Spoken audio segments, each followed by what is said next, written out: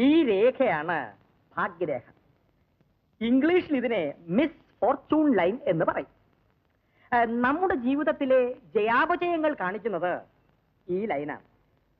നിങ്ങളുടെ കയ്യിലെ ഭാഗ്യരേഖ നല്ല തെളിഞ്ഞതാണ്.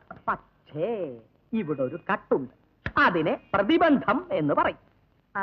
2 വയസ്സിനും 22 വയസ്സിനും ഇടയ്ക്ക് എന്തെങ്കിലും സംഭവങ്ങൾ നടന്നിട്ടുണ്ടോ? ഉണ്ട്, എനിക്കുമുണ്ട്. അവനാണ് പ്രതിബന്ധം. അത് തരണം ചെയ്തിരിക്കുന്നു. ഇനി അങ്ങോട്ട് വാണം വിട്ട പോലെ കേറ്റമാണ്. സാറോ? അയ്യോ, സാറാണോ?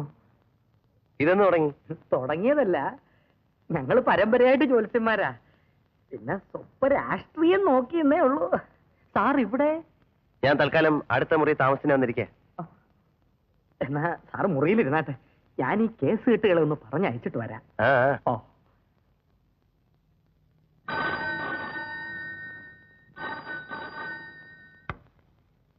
ബാലഗംഗാധരൻ ഹിയർ. ഞാൻ സൂചനാണ് മുതലാളി.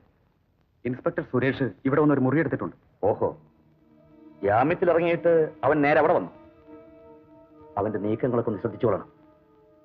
ആരൊക്കെയാണ് അവിടെ വരികയും പോവുകയും ചെയ്യുന്നതെന്ന് ഒന്ന് പ്രത്യേകം നോട്ട് ചെയ്യണം. ശരി മുതലാളി. സാറ് ക്ഷമിക്കണം. ഞാൻ അന്ന് സാറിനെതിരായിട്ട് മുദ്രാവാക്യം വിളിച്ചത് എന്റെ പാർട്ടി പറഞ്ഞതുകൊണ്ടായിരുന്നു.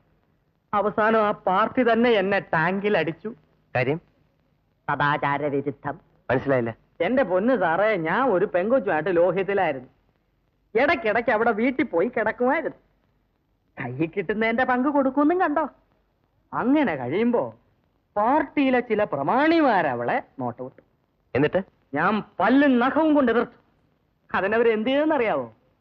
ഒരു രാത്രി കുറെ ചോട്ടാ നേതാക്കളെ കൊണ്ടുവന്ന് അവിടെ വീട്ടിൽ നിന്ന് എന്നെ പിടിച്ചിറക്കി എന്റെ പല്ലും നഖവും പറിച്ചു കളഞ്ഞു.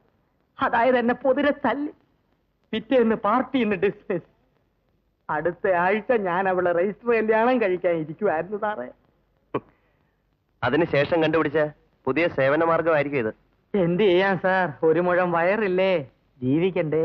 ഈ പുതിയ തൊഴിൽ എങ്ങനെയിരിക്കുന്നു? ആരുടെയും തല്ലുകൊള്ളില്ല സാറേ. പിന്നെ മറ്റതുപോലെ ഈ പുറം വരവൊന്നും കിട്ടില്ല. ജോത്സരെ, ഏതോ പുതിയ പാർട്ടി വന്നിട്ടുണ്ട്, വല്ലതും തടയോന്ന് നോക്കട്ടെ.